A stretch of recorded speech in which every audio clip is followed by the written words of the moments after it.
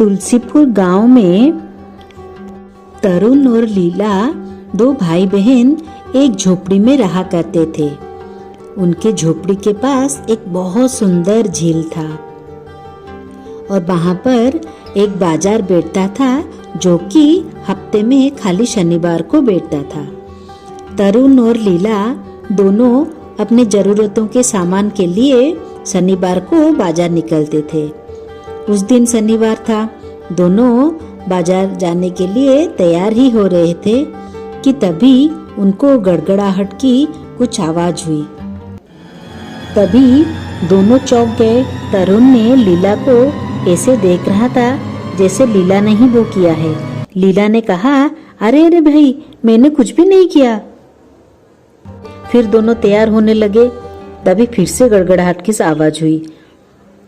दोनों समझे शायद बादल गरज रहा है, बारिश भी होने वाली है।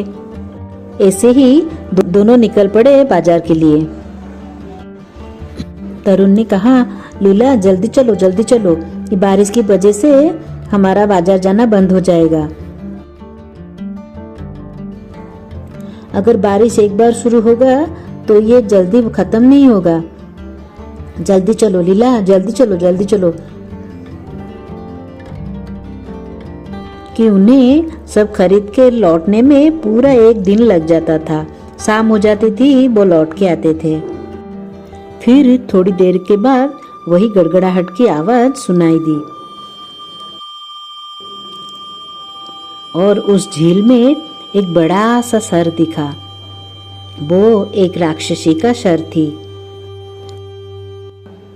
अरे वाह, ये तो कितनी सुंदर जगह है। अरे मुझे तो जोरों की भूख लगी है। पहले खाना कुछ खा लूं, उसके बाद मन भर के इस जगह की सुंदरता को देखूंगी। क्या खाऊं क्या खाऊं, मुझे तो कुछ भी नहीं दिख रहा।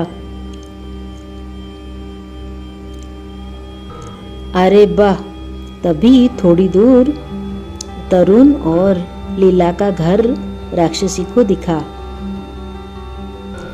अरे वाह, ये तो सुंदर घर है, ये तो बहुत खूबसूरत घर है, इसे ही खा लेती हूँ आज।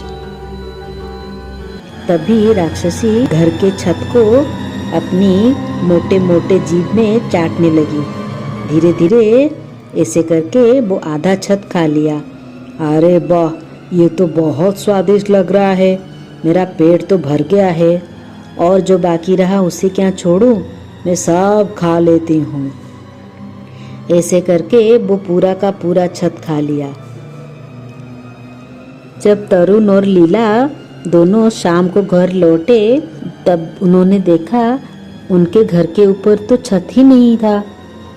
लीला ने कहा, अरे भाई, अभी हम क्या करें, ये छत कहाँ गया हमारा? हाँ, मैं तो वही सोच रहा हूँ। सुबह जो बिजली चमक रही थी तभी शायद कुछ तूफान आया होगा, हमारा छत उड़ गया होगा। ठीक है, लीला ने कहा, भैया ठीक है, हम पड़ोसी के घर से एक तंबू ले आते हैं। आज हम तंबू डाल के सो जाएंगे, कल हम छत बनाने में लग जाएंगे। तरुण ने कहा, हाँ हाँ, तूने ठीक कहा। दोनों पड़ोसी के घर से एक तंबू लाकर उसको डाल लिया। तब तरुण ने कुछ लकड़ियां लाकर आग जलाई और गाना गाना शुरू किया। लीला को बोला, अरे लीला, मैं गाना गाता हूँ, तू मेरे साथ सुर पकड़। क्योंकि तरुण चाहता था इस परिस्थिति को कैसे हल्का किया जाए, दोनों को जैसे हल्का महसूस हो, कोई चिंता ना हो। ऐसे करके वो रात बीत गई। दोनों जाकर तंबू में सो गए और वो रात बीत गई। सुबह जैसे ही हुई दोनों छत बनाने में लग पड़े। तभी फिर से गड़गड़ाहट की आवाज हुई क्योंकि राक्षसी के पेट में बहुत दर्द हो रहा था। तो आय हाय, मैं तो मर गई। मैंने इतना खाना क्यों खा लिया? अभी तो मेरे पेट में इतना दर्द हो रहा है, इसको कैसे ठीक करूं मैं?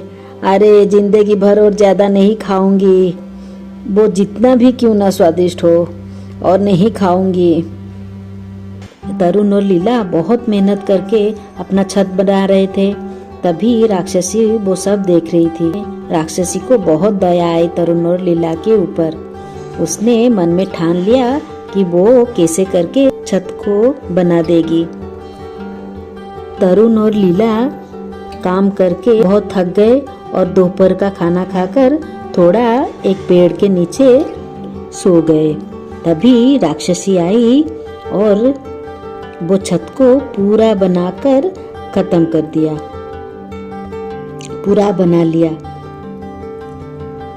तरुण और लीला जैसे ही उठे उन्होंने देखा, अरे ये क्या, हमारा छत पूरा बन गया है, किसने किया ये?